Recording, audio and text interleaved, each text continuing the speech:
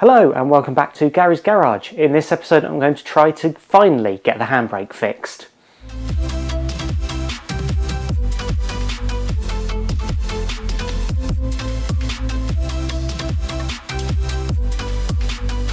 At the end of the last episode I was busy making spacers to move the handbrake anchor blocks out so that the top of the brake shoes sat in the right place. And two things happened. Firstly, I ran out of grinding discs and completely forgot about the internet. And second, some bits of wood fell off the shelf just over there and put a nice little dent on the side of the car. So I've rectified the first issue by placing an online order and have some grinding discs. So let's finish getting these spacer blocks made up and get them bolted to the car.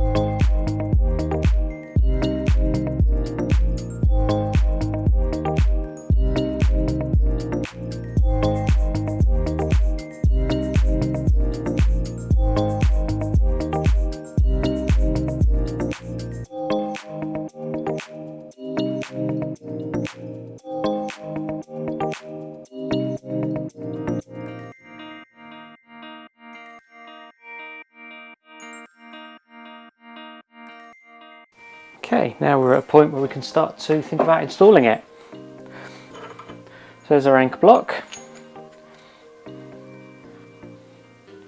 and our spacer.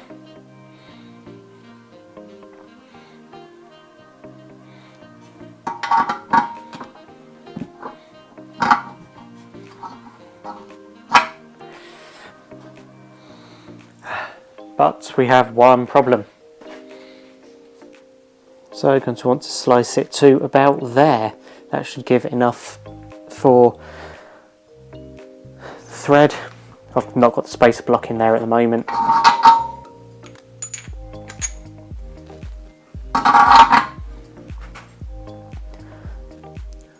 That should give enough for the washer and the thread.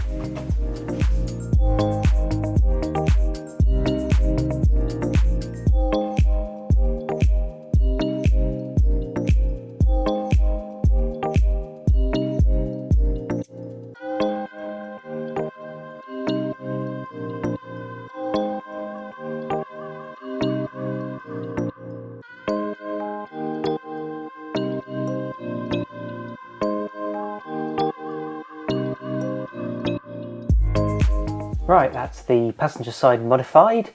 So let's get the hub back in and see if we can hook this handbrake up properly. And if that works, let's do the same on the other side.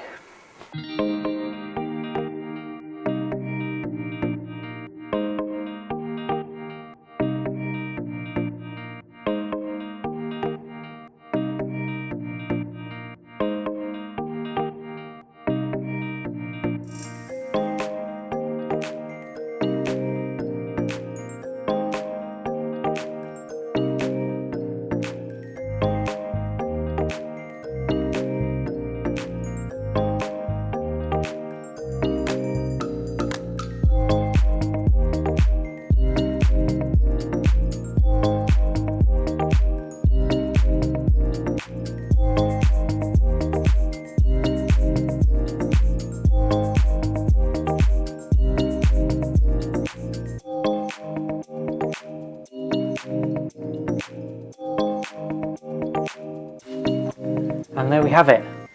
It is on. They are sitting in pretty much the right place. Oh, what a hassle that was. So, now it's just time to repeat that on the other side.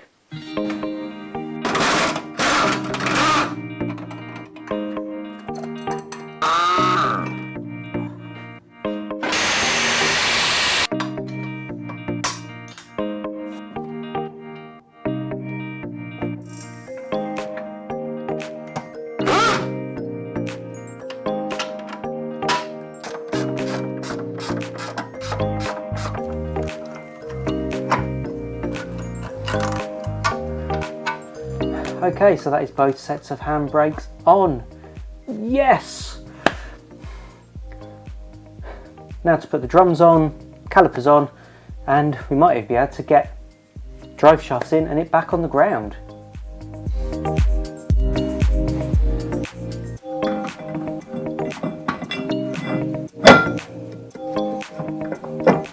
Before the calipers go on, I've got a refurbished kit here. I decided to pull out both of the rubbers from each of the carriers and give them a bit of a smarten up as well.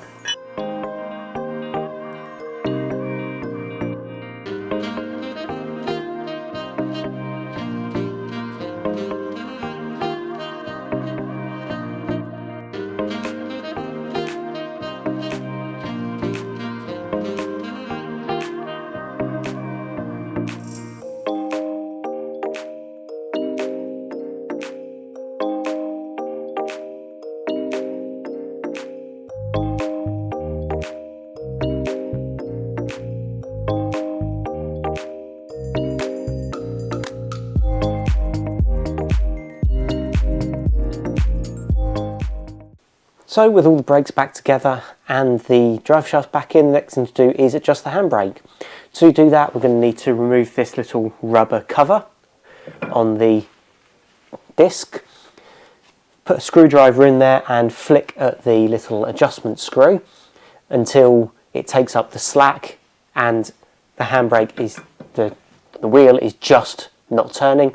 Then do that both sides and we should be able to pull the handbrake lever up by 3 or 4 clicks and it should lock up solid both sides. So let's see how successful we will be.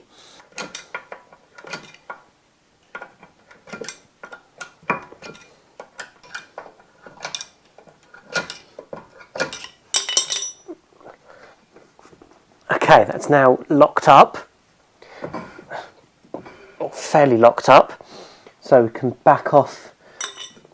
There's definitely resistance there, so we can back that off a notch or two.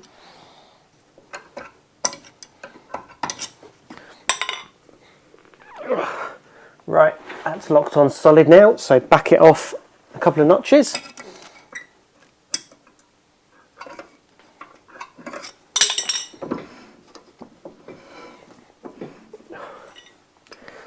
Oh, maybe another one.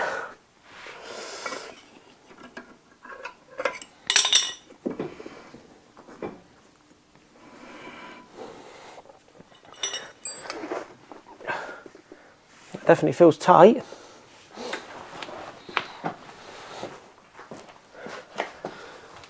But the driver's side isn't. So to cut a long story short, I had to take off the brakes on this side again because I'd obviously done something wrong and this side just was not locking up. All the mechanism was free underneath, the lever was coming up, the cable was free, but until you really yanked the lever up, this side was doing nothing and then there was a bit of a clunk. Pulled it all apart, double checked everything, pull it all back together again, and this time it's working and it's now locking up after about 5 or 6 clicks on the handbrake lever. I say locking up just with me turning it by hand with no sort of extra force, but it wasn't even doing that before I started this whole process. So I'm going to call that a win at the moment. Obviously when it gets down on the ground and I start actually, you know, applying the weight of the car to the handbrake, we'll see whether that works or not, but for the moment I think I've had my fill with handbrakes. So what I'm going to do is get the exhaust back on and the wheels, drop it off its axle stands and figure out what I'm going to do next.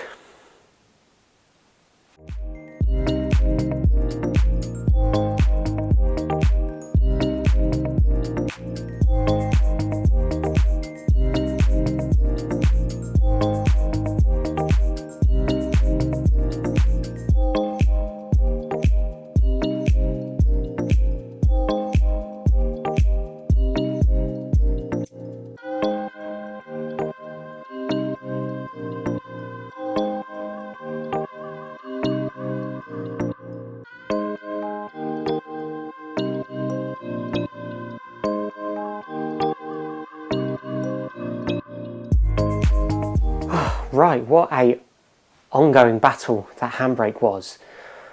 But it now finally seems to be working pretty well.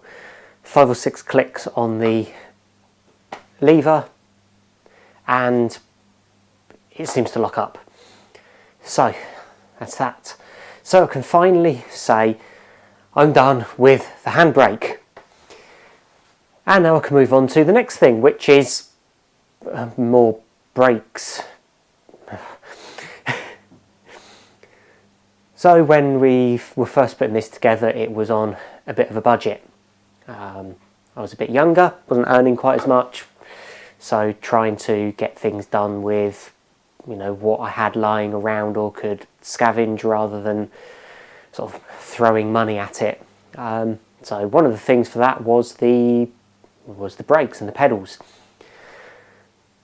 The original Anglia pedals are, like most cars, mounted to the bulkhead, and the master cylinder is on the engine bay.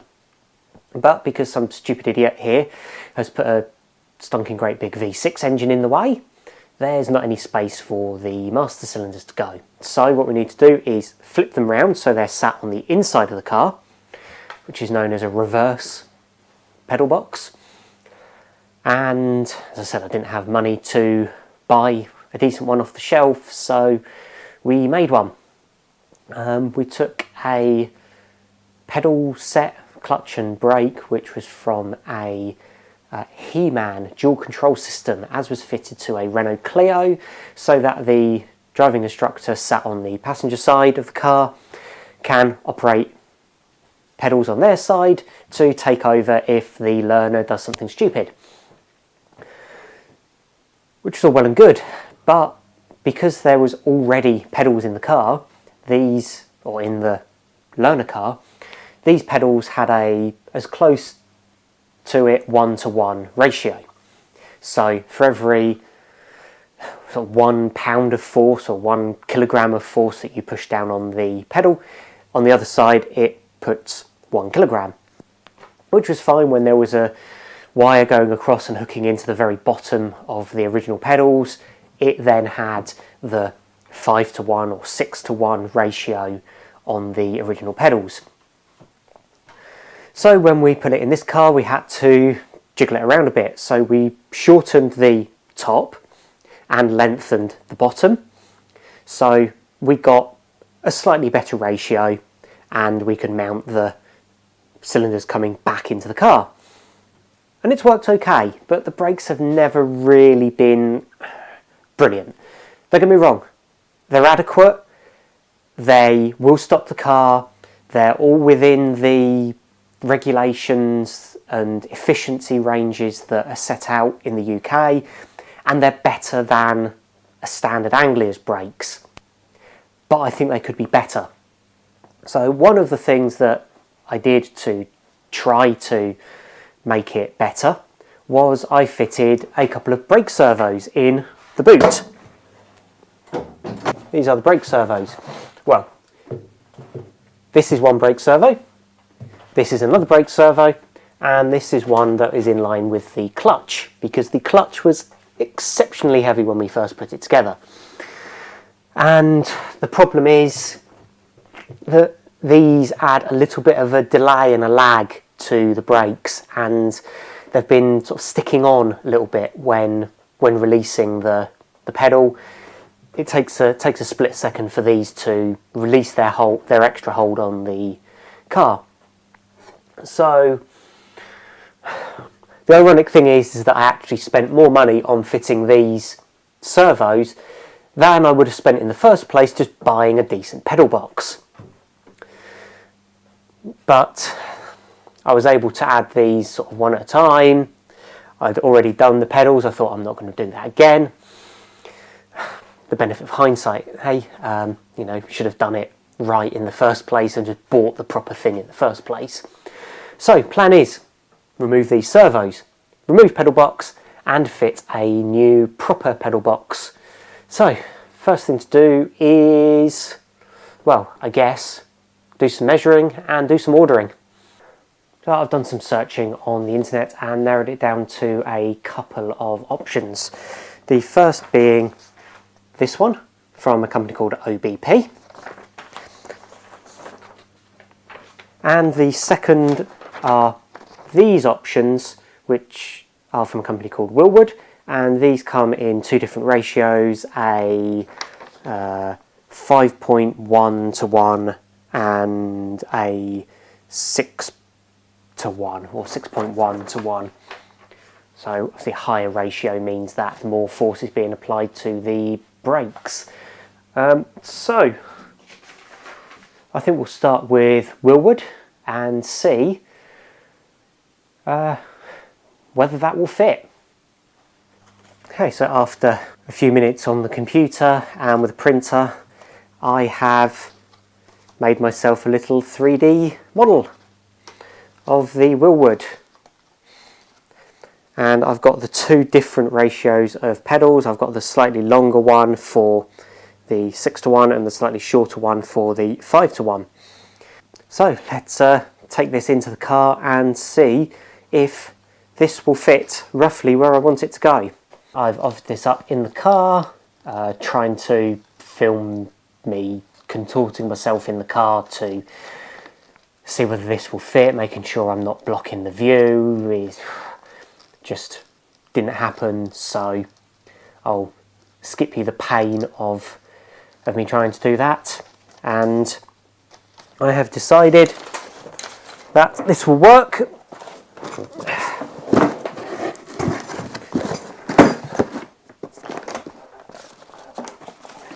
And so I have some master cylinders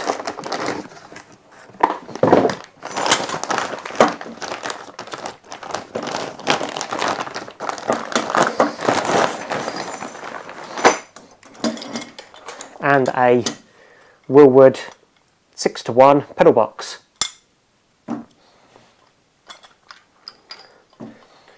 So what I need to do now is get in under there and take out what is currently there and make up fixing points for this and then do some plumbing. I think the first thing to do is going to be to get the master cylinders at least bolted to this, if not, probably not with push rods attached, so that I've got a little bit of flexibility on moving these around, just to make it a bit easier to contort it into the car. So yeah, let's get the master cylinders installed. And I have a 0.625 bore for the front brakes, another 0.625 which will be for the clutch, and a 0.75 for the rears. So the reason for the difference between the fronts and the rears is that you want more braking force on the front of the car, because that's where all the weight is, and as you brake, the car dips forward or moves forward, all the weight is being pushed forwards, so you have much less weight on the back of the car, so you want it with less force going to the back of the car first. This is also an adjustable pedal as well, so this little balance bar here, you can adjust that to even further fine-tune how much force goes to the back and the rear, and that's going to be more a thing to do with feel really than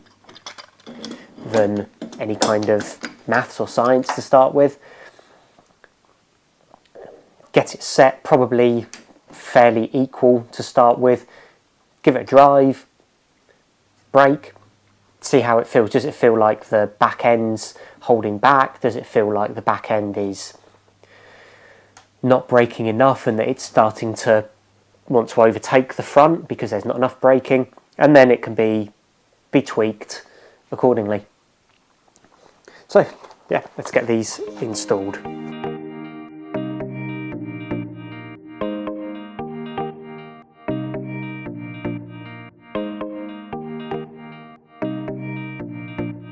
First place we're going to start to disassemble the brakes is underneath this cover here.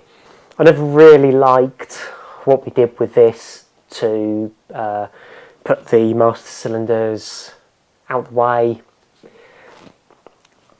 Yeah, just don't really like the way the engine bay looks with this big box there.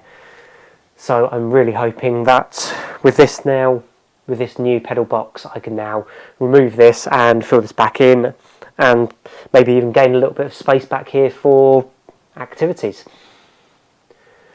So let's whip this inlet pipe off again, unscrew this, and we can get to the current master cylinders and think about disconnecting them and draining the fluid down.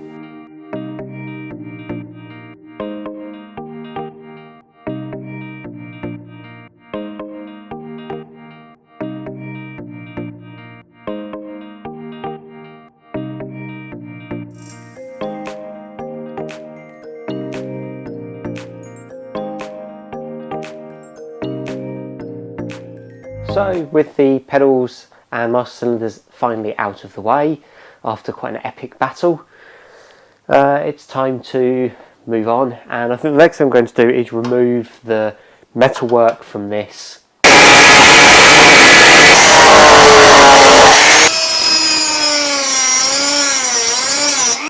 Right, it's nearly out. Just a couple more bits of weld that need to be broken through, and that's going to be easiest to get up from underneath. So what I'm going to do is take the steering wheel and steering column off, and that should give me a lot more access here to get in there and get this final piece out. This would have been much easier if I'd done this with the engine out, but hey, hindsight.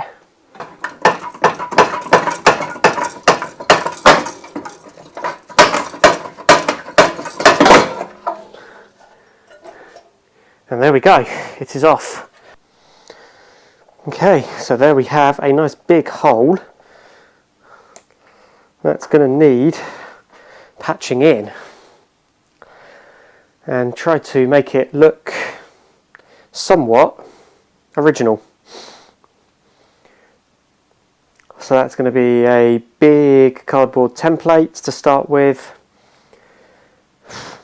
and lots of reference photos to try to get the shape right, or as close to right as possible, because it would be nice to have that looking somewhat original. Right, that's, yeah, a gaping big hole in my bulkhead.